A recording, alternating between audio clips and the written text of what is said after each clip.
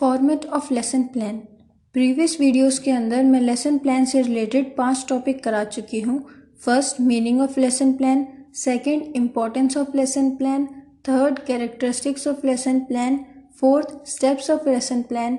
And fifth, format of lesson plan meaning, जिनके link आपको description में मिल जाएंगे। आज हम लेसन प्लान के फॉर्मेट के बारे में पढ़ेंगे कि लेसन प्लान के फॉर्मेट को प्रिपेयर कैसे करते हैं, कि एग्जैक्टली लेसन प्लान का फॉर्मेट क्या है। सबसे पहले इसके फर्स्ट पार्ट में आता है identifying data, प्यूपिल, teacher, university, roll number. इसमें प्यूपिल टीचर का रोल नंबर आएगा, डेट, जिस डेट में आपको ये लेसन पढ़ाना है, क्लास, जिस क्लास को आप पढ़ा रहे हैं, जैसे 6th, 7th, 8th etcetera. Duration, उस पीरियड की ड्यूरेशन कितनी है जिसमें आप इस लेसन को पढ़ाने वाले हैं, जैसे 35 मिनट, 40 मिनट एक्सेट्रा। सब्जेक्ट, जिस सब्जेक्ट को आप पढ़ा रहे हैं, जैसे English, Hindi, math, science, SS etcetera.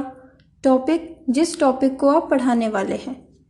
ये हमेशा तब लिखा जाता है जब क्लास में इसको इंट्रोड्यूस कर दिया जाता है। बिना उस लेसन को इंट्रोड्यूस किए बिना इस टॉपिक को नहीं लिखा जाता। मेन रीज़न इसका ये है कि इससे पढ़ाए जाने वाले न्यू टॉपिक के लिए स्टूडेंट्स में क्यूरियोसिटी बनी रहती है। पीरियड, जिस पीरियड में आप क्लास को पढ़ाएंगे, जैसे first, second, third etcetera according to the time table. Session, कितने सेशन में ये लेसन प्लान कंप्लीट होगा, जैसे 1, 2, 3 एक्सेट्रा। तो ये आइडेंटिफाइंग डाटा होते हैं। ये आपको अपनी टीचिंग ट्रेनिंग के टाइम पे जो इंटर्नशिप वाली लेसन प्लान की फाइल होती है उसमें भी लिखने होते हैं, और जब आप अपनी टीचिंग प्रैक्टिस में पढ़ा रहे होते हैं तो आपको ब्लैक बोर्ड पे भी ये लिखना होता है, ये इन्फॉर्मेशन देनी होती है। इंस्ट्रक्शनल ऑब्जेक्टिव्स, इसमें 2 ऑब्जेक्टिव्स आएंगे, एक जनरल ऑब्जेक्टिव्स और एक स्पेसिफिक ऑब्जेक्टिव्स। जनरल ऑब्जेक्टिव्स, ये जनरली सब्जेक्ट रिलेटेड होते हैं। सपोज आप मैथमेटिक्स पढ़ा रहे हैं तो मैथमेटिक्स को जनरली पढ़ाने के लिए जो ऑब्जेक्टिव्स हैं यहाँ वो लिखे जाते हैं, जैसे to develop mental abilities of the students, to develop logical reasoning among students etcetera. Specific objectives, ये टॉपिक से रिलेटेड होते हैं। ब्लूम टेक्सोनोमी में आप पढ़ते हैं how to write objectives in behavioural terms, तो इन्हें जनरली बिहेवियरल आउटकम्स की फॉर्म में लिखा जाता है कि इस टॉपिक को पढ़ने के बाद स्टूडेंट्स के बिहेवियर में क्या चेंज आएगा। बिहेवियर में चेंज मतलब, जैसे कि आपको पता है, learning is modification of behaviour. Her subject में थोड़ा सा डिफरेंस होता है इसमें लिखने में। फर्स्ट, नॉलेज, इसमें 2 पॉइंट हैं। Recall, the students will be able to recall. Recognise, the students will be able to recognise, मतलब जो टॉपिक आप पढ़ाएंगे उसको पढ़ने के बाद स्टूडेंट्स की नॉलेज में क्या चेंज आएगा, स्टूडेंट्स को क्या गेन होगा। सेकंड, अंडरस्टैंडिंग, इसमें 4 पॉइंट हैं। Seeing relationship, the students will be able to see relationship. Cite examples, the students will be able to cite examples.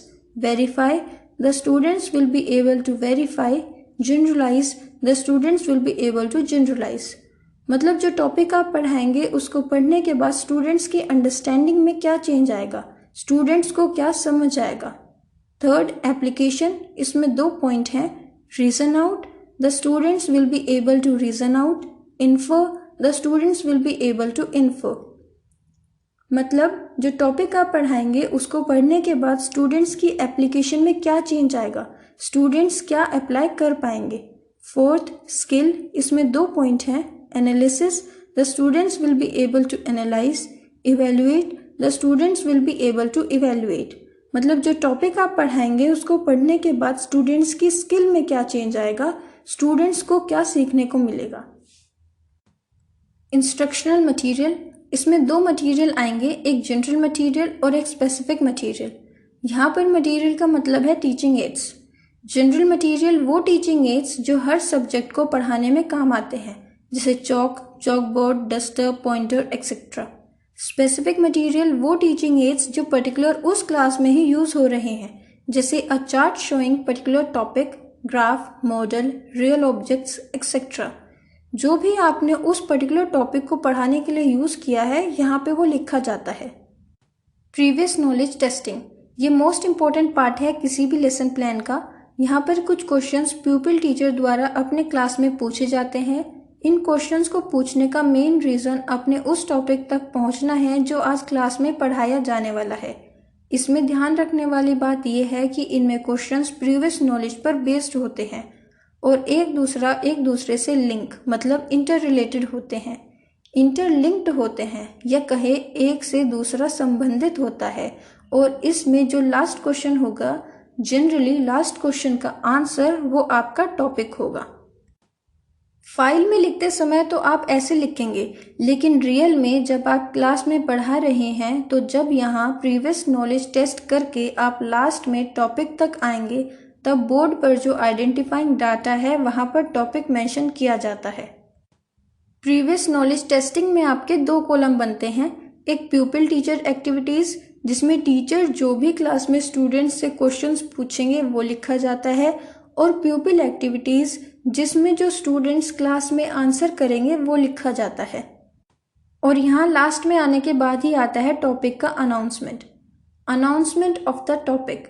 Well students, today we shall study about, today we shall discuss about, कि अच्छा बच्चों आज हम इस topic के बारे में अध्ययन करेंगे। प्रेजेंटेशन ऑफ द कंटेंट, इसमें आपके 4 कॉलम बनते हैं। First, teaching point / content. Teaching point में जनरली जो टॉपिक आज आप पढ़ाने वाले हैं उसको हम सब टॉपिक में डिवाइड कर लेते हैं, वही आपका टीचिंग पॉइंट होगा। सेकंड, प्यूपिल टीचर एक्टिविटीज़, जो भी प्यूपिल टीचर क्लास में कर रहे हैं, चाहे आप क्वेश्चंस पूछ रहे हैं, एक्सप्लेन कर रहे हैं, जो भी, वो सब एक्टिविटी आपकी इस कॉलम में आती है। थर्ड, प्यूपिल्स एक्टिविटीज़, जो स्टूडेंट्स से आप करवा रहे हैं, उनसे चाहे क्वेश्चंस पूछ रहे हैं, चाहे वो ध्यान से सुन रहे हैं, जो भी, वो सब एक्टिविटी इस कॉलम में लिखी जाती है। Fourth, instructional material, chalk board जो आपने यूज़ किया वो वर्क यहाँ लिखा जाएगा। उसके साथ ही जो भी आप चार्ट यूज़ कर रहे हैं, या आप मॉडल यूज़ कर रहे हैं, या कोई भी फ्लैश कार्ड यूज़ कर रहे हैं, उसका मिनिएचर यहाँ पर लगाया जाता है और उसके बारे में मेंशन किया जाता है। इस तरह से आप पूरा जो 35 और 40 मिनट में पढ़ाने वाले हैं वो सब इस प्रेजेंटेशन में मेंशन किया जाता है। जो मैथमेटिक्स सब्जेक्ट करा रहे हैं उसमें जो आप प्रॉब्लम सॉल्व करवाएंगे, क्वेश्चंस करवाएंगे, वो भी यहाँ लिखा जाता है। जनरलाइजेशन, पढ़ाने के बाद उसे अच्छे से याद रखने के लिए जनरली लास्ट में हम समरी करते हैं कि अच्छा बच्चों आज हमने ये पढ़ा।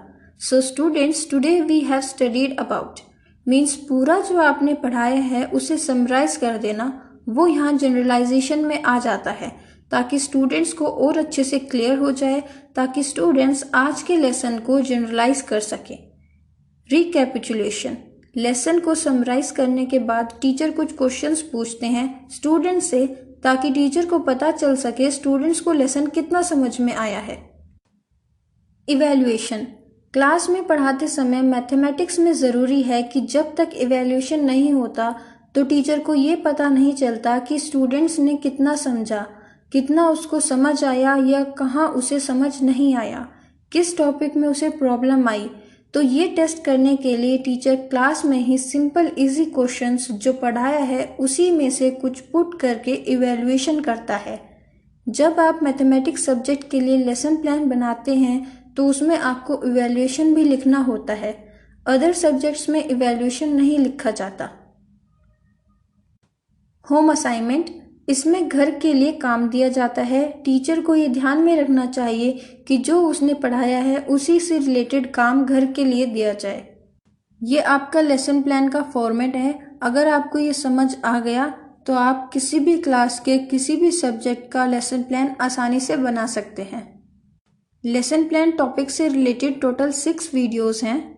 अगर आपने इन वीडियोस को देख लिया और अच्छे से समझ लिया तो आपको और कहीं से लेसन प्लान के बारे में जानने की कोई ज़रूरत नहीं है। आपके एग्ज़ाम्स के लिए इसमें कंटेंट मोर देन इनफ है। आप इतना करोगे तो बहुत है, आपको अलग से इसमें कुछ भी करने की ज़रूरत नहीं है। सारी 6 वीडियोस को देखिए, आपको सब कुछ अच्छे से समझ आ जाएगा।